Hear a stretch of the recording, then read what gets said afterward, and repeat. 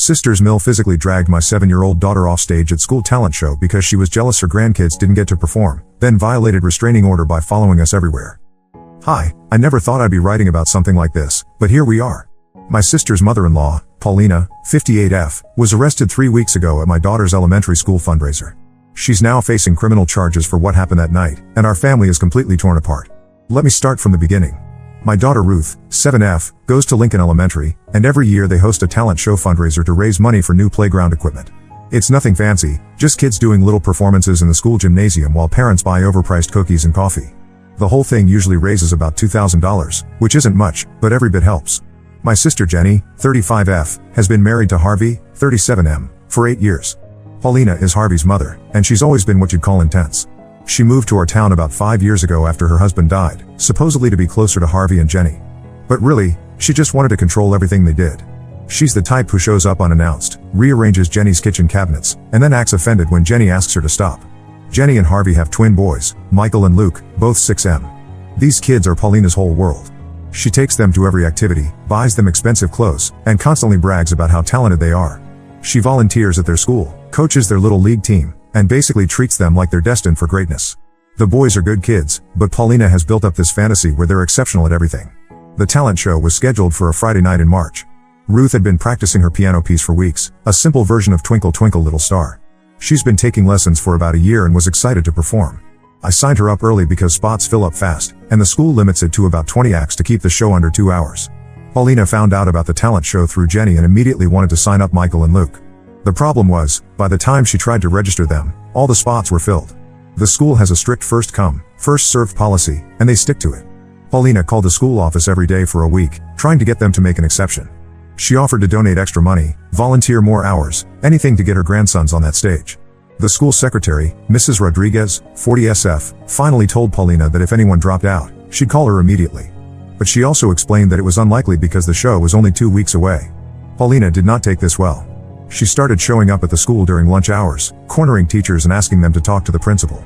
She even tried to convince other parents to pull their kids out so Michael and Luke could perform. My sister Jenny was mortified. She kept apologizing to me every time we talked, saying she couldn't control Paulina's behavior. Harvey tried talking to his mother, but she just accused him of not supporting his own children. She said Ruth didn't deserve a spot more than Michael and Luke did, and that I must have gotten special treatment somehow. The night of the talent show, the gymnasium was packed. About 300 people showed up, which was more than expected. The folding chairs were arranged in rows facing the small stage they'd set up. I got there early with my husband Mark, 39M, and Ruth to help her get ready backstage. Ruth was nervous but excited, wearing the blue dress we'd picked out together. Paulina arrived with Jenny, Harvey, and the twins about 15 minutes before the show started. I watched her scan the program, looking for Michael and Luke's names even though she knew they weren't performing.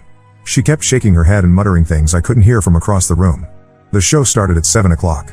The first few acts went smoothly, a girl doing a gymnastics routine, 2 boys singing a song they'd written, a 3rd grader doing magic tricks. The audience was enjoying themselves, clapping and cheering for each child. Ruth was scheduled to perform 8th, right after intermission. During intermission, I took Ruth to the bathroom and helped her fix her hair. When we came back, Paulina was standing near the stage talking to Mrs. Rodriguez. Her voice was getting louder, and I could see Mrs. Rodriguez shaking her head. Paulina kept pointing at Michael and Luke, who were sitting with Harvey looking embarrassed. The second half of the show started, and the next few acts went fine. Then it was Ruth's turn.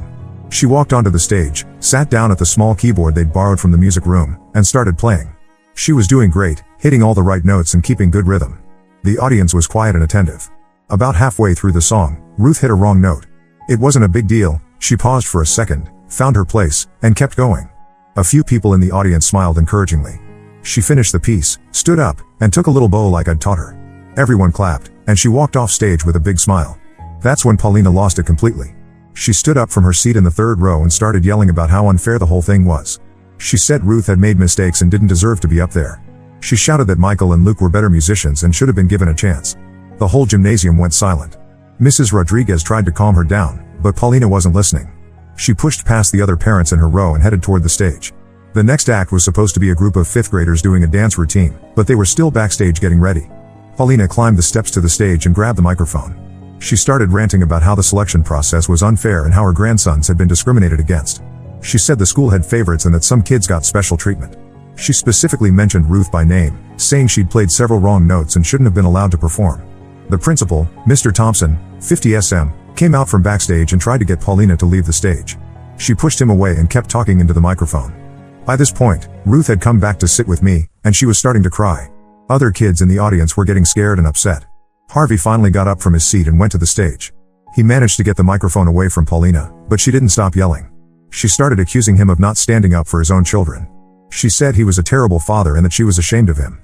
Jenny tried to help, but Paulina turned on her too, saying she was a bad mother who didn't care about Michael and Luke's future. The twins were crying at this point, and several other children were upset. Parents started taking their kids out of the gymnasium. Mr. Thompson announced that they needed to take a break and asked everyone to remain calm. He called the security guard, Mr. Williams, 45M, who worked part-time at the school. Paulina saw Mr. Williams approaching and seemed to realize she'd gone too far. But instead of apologizing or leaving quietly, she decided to make one final point. She walked over to where Ruth was sitting with me and started yelling at her directly. She told Ruth that she didn't deserve to be on stage and that she'd ruined the show for everyone. That's when I stood up.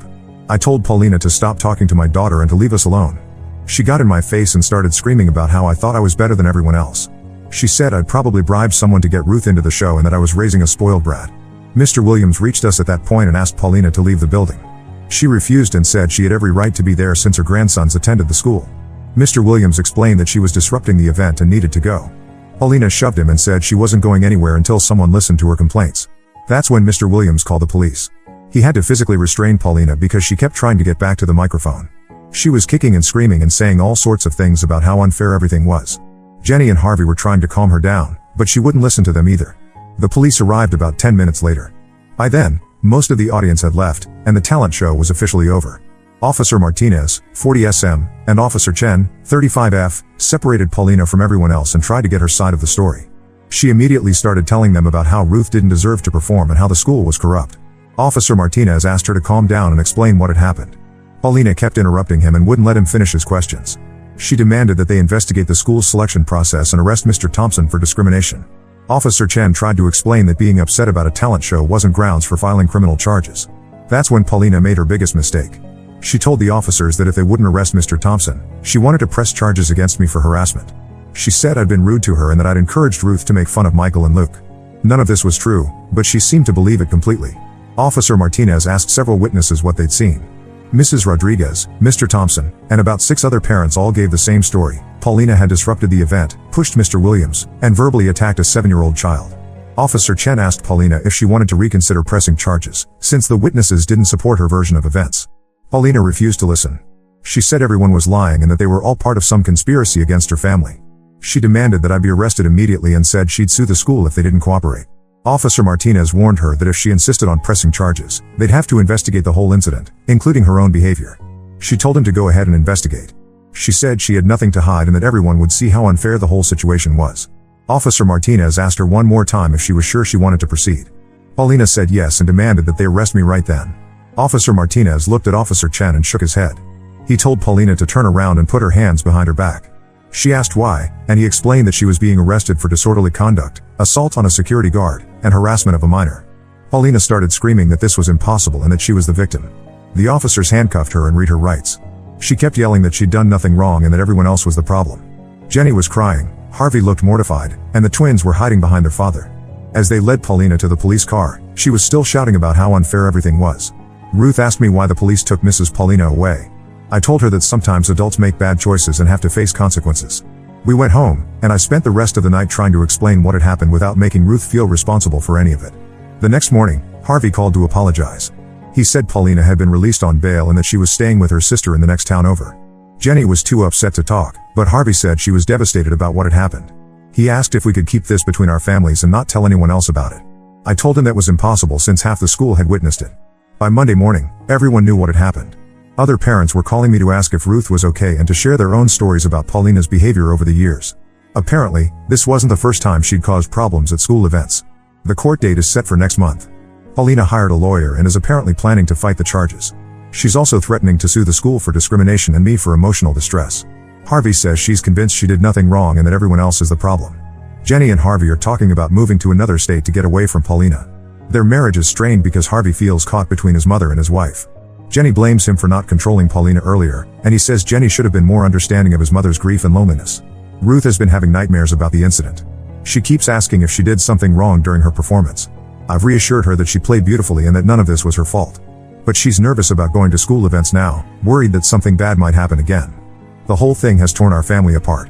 My parents are angry at Paulina and have said they don't want her at any future family gatherings. Harvey's sister lives across the country, but she called to say she's not surprised by Paulina's behavior. Apparently, Paulina has been causing problems for years, but Harvey always made excuses for her. I don't know what's going to happen at the court hearing. Part of me wants to see Paulina face consequences for her actions, but another part of me just wants this whole mess to go away. Ruth shouldn't have to deal with any of this, and I'm worried about how it's affecting her confidence and her relationship with her cousins. Has anyone else dealt with something like this? I'm not sure how to handle the situation with Jenny and Harvey, and I'm worried about Ruth's emotional well-being. Any advice would be appreciated. Update 1. It's been 3 weeks since my original post, and things have gotten much worse. Paulina's lawyer contacted me last Friday and said she wants to meet with me before the court hearing. Apparently, Paulina is planning to claim that I provoked her at the talent show and that everything was my fault. I should have seen this coming. Paulina has never taken responsibility for anything in her life, so of course she'd find a way to blame me for her own actions. But I wasn't prepared for what her lawyer told me about her version of events. According to Paulina's statement, I deliberately signed Ruth up for the talent show knowing that Michael and Luke wanted to participate. She claims I used my influence at the school to get Ruth a spot while her grandsons were denied. She also says I encouraged Ruth to make mistakes during her performance to make Paulina upset, and that I verbally attacked her when she tried to defend her family. None of this is true, obviously. I signed Ruth up for the talent show because she wanted to perform, not because I was trying to keep other kids out. I had no idea Paulina even wanted to register the twins until after the deadline had passed. And I certainly didn't tell Ruth to play wrong notes. That's the most ridiculous thing I've ever heard. But here's the part that really got to me. Paulina's lawyer said she has witnesses who will testify that I was rude to Paulina before the talent show started. These witnesses are apparently going to say that I made comments about Michael and Luke not being talented enough to perform and that I laughed when Paulina couldn't get them registered. I know exactly who these witnesses are. They're Paulina's friends from her book club, Margaret, 62F, Linda, 59F, and Susan, 61F. These women have been Paulina's enablers for years, agreeing with everything she says and supporting her in every drama she creates. They weren't even at the talent show, but I'm sure they'll lie for her in court. I called Harvey to ask him about this, and he was furious. He said Paulina had been calling everyone she knew, trying to get them to support her story. She'd told them that I was jealous of Michael and Luke and that I'd orchestrated the whole thing to humiliate her. Harvey said he tried to tell her that this was insane, but she wouldn't listen. Jenny finally called me back after avoiding my calls for 2 weeks. She was crying and said she didn't know what to do anymore. Paulina had been calling her every day, demanding that she choose between her family and her marriage. Paulina wanted Jenny to testify that I'd been mean to her in the past and that I'd always treated Michael and Luke unfairly. Jenny said she couldn't do it. She knows I've never been anything but kind to her boys, and she was there when Paulina lost control at the talent show. But she's also terrified of what Paulina might do if she testifies against her. Harvey's been caught in the middle, trying to keep peace between his mother and his wife. The situation got even more complicated when I found out that Paulina had been spreading rumors around town. She'd been telling people at the grocery store, the library, and anywhere else she could find an audience that I was a bully who targeted her family. She claimed that Ruth's performance was deliberately bad to make her grandchildren look better by comparison. Some people believed her. I started getting strange looks when I dropped Ruth off at school. A few parents who didn't know me very well began treating me differently. One mother, Carol, 40SF, actually approached me in the school parking lot and asked if it was true that I'd kept Paulina's grandchildren out of the talent show on purpose. I was shocked. I told Carol exactly what had happened, but I could see she wasn't entirely convinced. Paulina had gotten to her first and filled her head with lies. I realized that Paulina was trying to turn the whole community against me before the court hearing. Ruth started having problems at school too. Michael and Luke were in different classes, but they were on the same playground during recess. Some of the other kids had heard their parents talking about the incident, and they started avoiding Ruth. She came home one day and asked me why nobody wanted to play with her anymore. That's when I decided I needed to fight back. I couldn't let Paulina destroy my daughter's reputation and mine with her lies. I started collecting evidence of what really happened that night. I got copies of the school's registration records, showing that the talent show was full before Paulina even tried to sign up the twins. I also got statements from several parents who witnessed Paulina's behavior. Mrs. Rodriguez was incredibly helpful. She gave me a detailed timeline of Paulina's phone calls and visits to the school office. She also provided documentation of Paulina's complaints and demands. The pattern was clear. Paulina had been harassing the school staff for weeks before the talent show. Mr. Thompson wrote a statement describing exactly what happened on stage that night. He confirmed that Paulina had pushed him when he tried to get her to leave and that she'd verbally attacked Ruth by name. He also mentioned that several families had left the event early because their children were frightened by Paulina's behavior. The most damaging evidence came from Mr. Williams, the security guard. He wrote a detailed report about Paulina shoving him and refusing to leave when asked. He also recorded her threats to sue the school and her demands that various people be arrested. His account made it clear that Paulina had been the aggressor in every interaction. I gave all of this information to the prosecutor handling Paulina's case. She seemed confident that the evidence would speak for itself, but she warned me that Paulina's lawyer might try to make the trial about my character instead of Paulina's actions. She advised me to be prepared for personal attacks and to stay focused on the facts. The preliminary hearing was set for 2 weeks later. Harvey called me the night before to warn me that Paulina was planning to bring a large group of supporters to the courthouse. He said she'd been organizing her friends and telling them that this was about defending grandparents' rights and fighting discrimination. I was nervous but determined. I knew I was telling the truth, and I had evidence to back up everything I said. Ruth was staying with my parents during the hearing because I didn't want her to be exposed to any more of Paulina's drama. The hearing itself was surreal. Paulina showed up with about 15 people, including her book club friends and several other women from her church. They filled 2 rows of the courtroom and glared at me the entire time. Paulina was dressed in a conservative black dress and looked nothing like the woman who'd been screaming and shoving people at the talent show. Her lawyer painted a picture of a grieving widow who'd been trying to advocate for her grandchildren and had been unfairly targeted by school officials and vindictive parents. He claimed that Paulina had been discriminated against because she was new to the community and didn't have the right connections. When it was my turn to testify, Paulina's lawyer asked me aggressive questions about my relationship with the school staff and whether I'd received special treatment. He suggested that I'd been jealous of Michael and Luke's talents and had deliberately tried to keep them out of the talent show. He even asked if I'd coached Ruth to make mistakes during her performance. I answered every question honestly and calmly. I explained that I'd simply signed Ruth up for the talent show like any other parent would. I described Paulina's behavior that night, including her verbal attack on my daughter and her physical confrontation with school staff. I provided the timeline of events and the evidence I'd collected. The prosecutor called several witnesses, including Mrs. Rodriguez, Mr. Thompson, and Mr. Williams. They all testified about Paulina's harassment of school staff and her disruptive behavior at the talent show. Their accounts were consistent and detailed, painting a clear picture of escalating aggression. When Paulina testified, she stuck to her story about being discriminated against and provoked. She claimed that I'd been rude to her and that the school officials had been unhelpful and dismissive. She said she'd only gotten upset because she wanted to protect her grandchildren from unfair treatment. But then the prosecutor asked her about pushing Mr. Williams and grabbing the microphone. Paulina tried to minimize these actions, saying she'd only been trying to make herself heard. When asked about her comments to Ruth, she claimed she'd been trying to help the child understand that everyone makes mistakes. The judge wasn't buying it. He said Paulina's own testimony contradicted the evidence and witness statements. He found her guilty of disorderly conduct and assault, and sentenced her to 6 months of supervised probation and 200 hours of community service. He also ordered her to stay away from school events and to have no contact with Ruth or me. Paulina's supporters were outraged. They started shouting about injustice and discrimination as the judge left the courtroom. Paulina herself seemed stunned that she'd been found guilty. She kept saying that this couldn't be happening and that she'd done nothing wrong. Harvey looked relieved that it was over, but Jenny was still crying. She hugged me afterward and apologized for everything her mother-in-law had put our family through. She said she was proud of me for standing up to Paulina and that she hoped this would finally make Paulina realize she couldn't treat people this way. But I had a feeling this wasn't over. Paulina had spent too many years getting her way through intimidation and manipulation. A court order wasn't going to change her personality overnight. And I was right to be worried, because what happened next caught everyone off guard. Update 2: I thought the court case would be the end of our problems with Paulina, but I was wrong. She violated her probation within 2 weeks of the hearing, and now she's facing jail time. The whole situation has spiraled completely out of control. It started with anonymous phone calls to my house. Someone would call at all hours, hang up when I answered, and then call back 5 minutes later. This went on for about a week before I realized it was probably Paulina. The calls always came from blocked numbers, so I couldn't prove it was her, but the timing seemed too convenient to be coincidental. Then Ruth started having problems at school again. She came home one day and said a strange woman had been asking other kids questions about her. According to Ruth, this woman wanted to know if Ruth was mean to other children and if she thought she was better than everyone else. The woman was apparently telling kids that Ruth had gotten special treatment at the talent show. I called the school immediately. Mrs. Rodriguez confirmed that an older woman had been on the playground during pickup time, talking to children.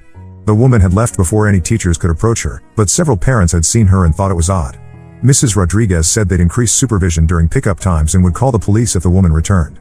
I was pretty sure the woman was Paulina, but I couldn't prove it. The restraining order said she had to stay away from school events, but technically the pickup area was public property. She was being careful not to violate the order directly while still finding ways to harass us. The situation escalated when Paulina started showing up at places where Ruth and I went regularly. She'd be at the grocery store when we were shopping, at the library when we were checking out books, and at the park when Ruth was playing. She never approached us directly, but she'd position herself where we could see her and stare at us the entire time. Ruth noticed and started asking why Mrs. Paulina was always around. I tried to explain that some adults make bad choices and that we needed to stay away from her.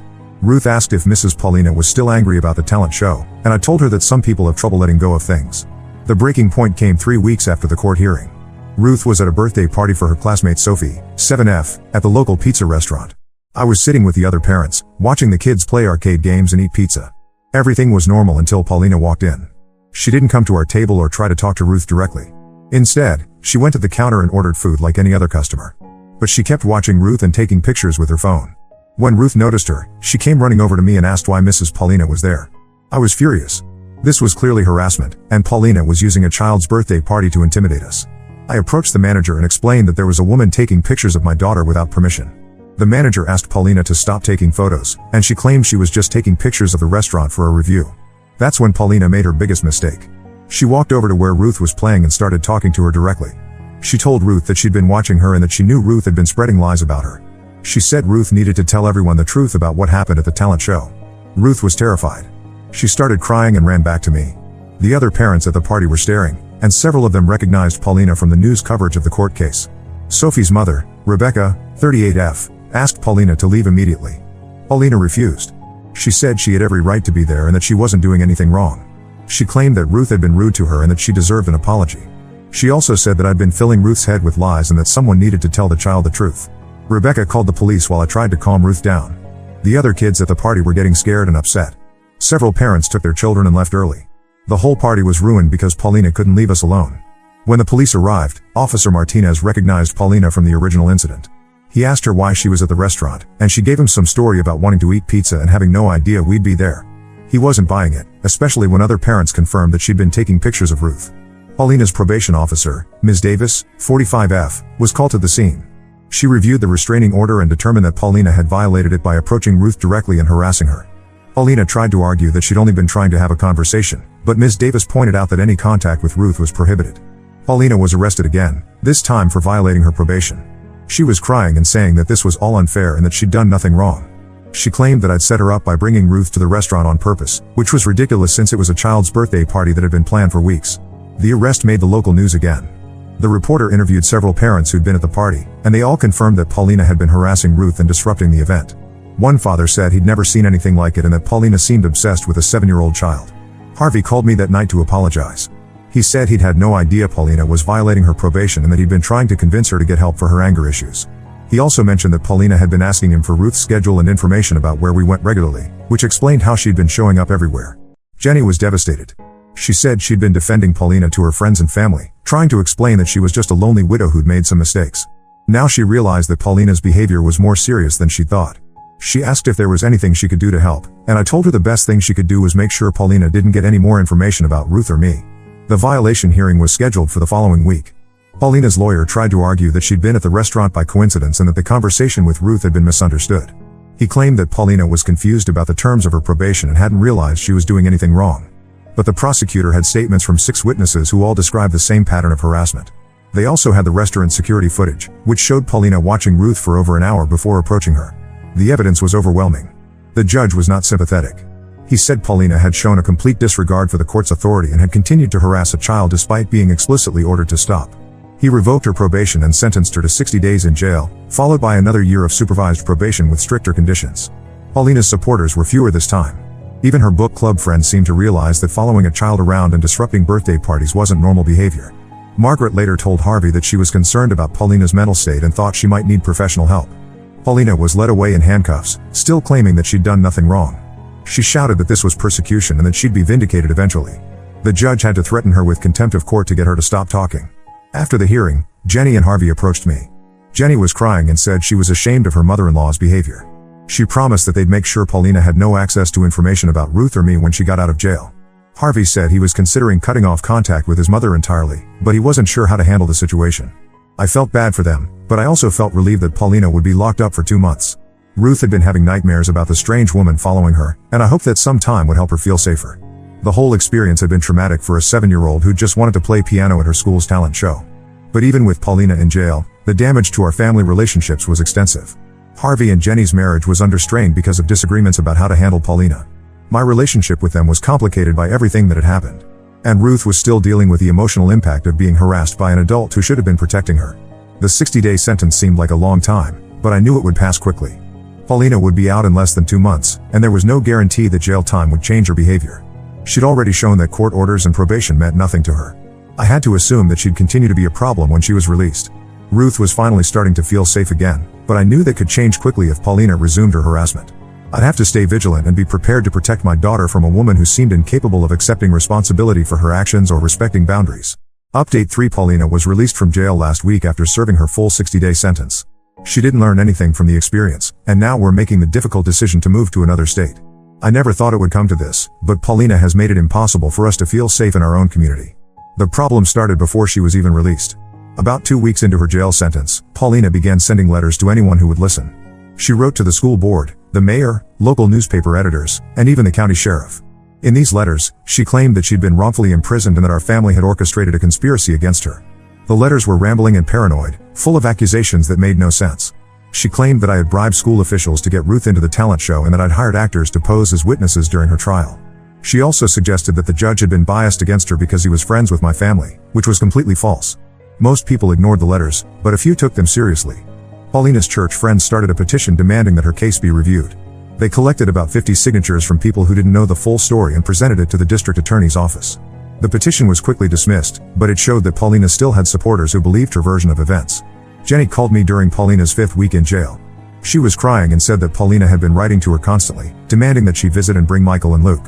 Paulina wanted Jenny to testify that I'd been harassing their family and that the whole situation was my fault. When Jenny refused, Paulina threatened to disown Harvey and never speak to the family again. Harvey was caught between his mother and his wife again. He'd been visiting Paulina in jail every week, hoping to convince her to drop her vendetta against our family. Instead, she'd been using the visits to plan her next moves. She'd asked him to find out where Ruth went to school, what activities she participated in, and what our daily routine was like.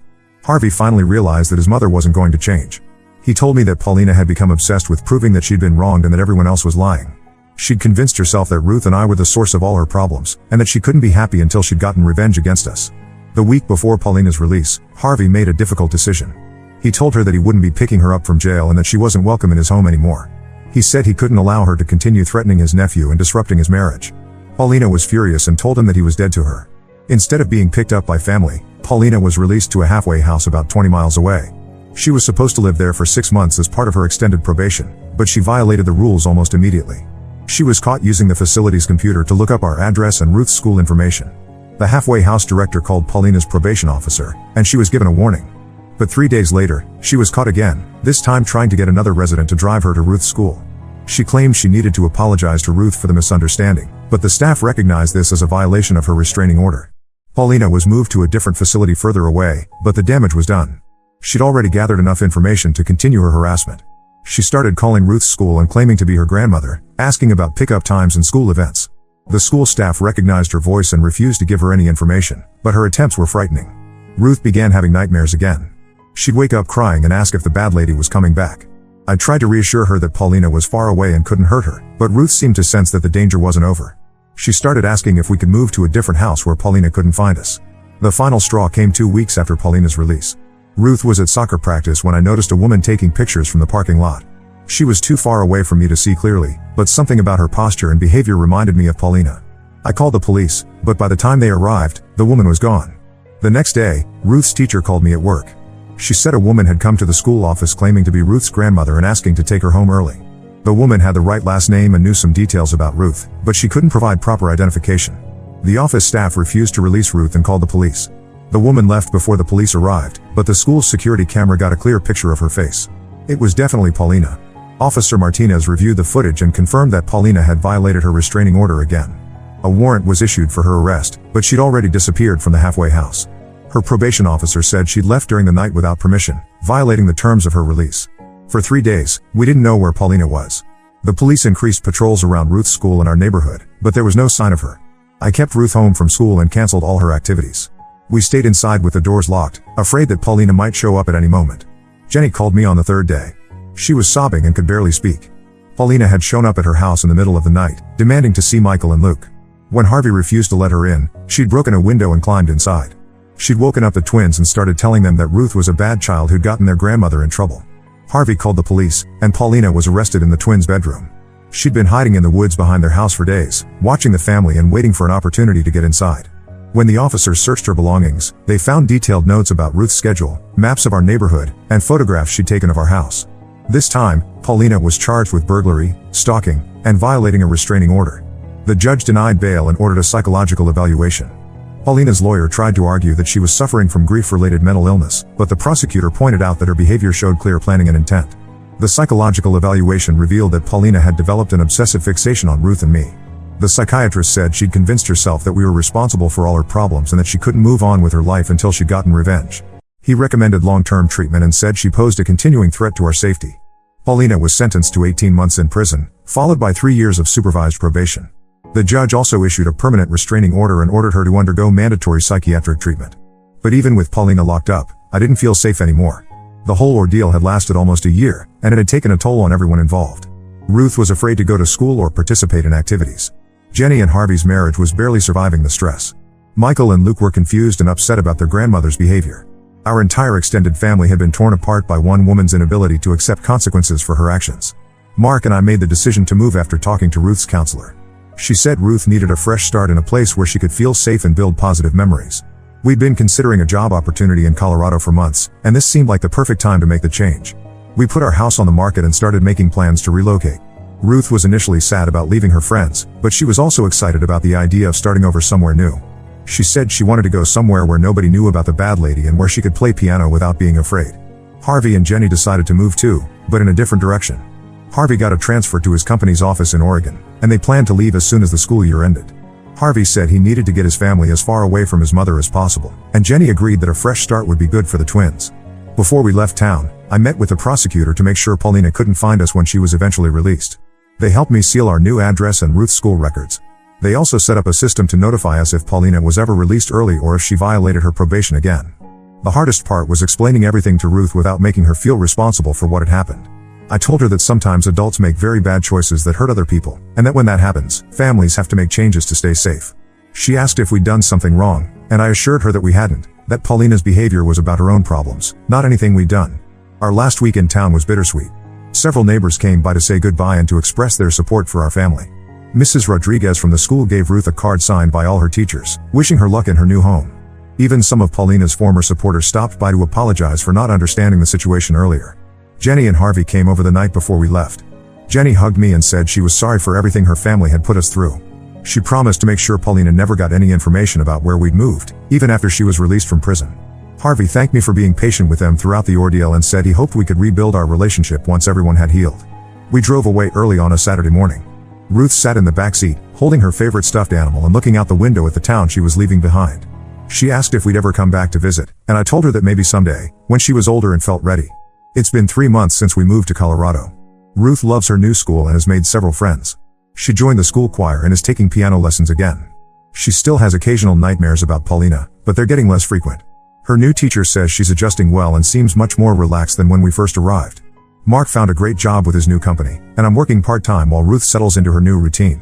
We bought a house in a quiet neighborhood with good schools and friendly neighbors. Nobody here knows about our past, and we're building new memories that aren't overshadowed by Paulina's harassment. Jenny sends me updates occasionally. She says the twins are doing better in Oregon and that Harvey is much happier being away from his mother's influence. They're in family counseling to deal with the trauma of everything that happened. Jenny also mentioned that Paulina has been writing letters from prison, but they're not reading them anymore. I sometimes wonder if we overreacted by moving so far away. But then I remember how terrified Ruth was during those final weeks, and I know we made the right choice. Paulina had shown that she was willing to break laws and violate court orders to continue her harassment.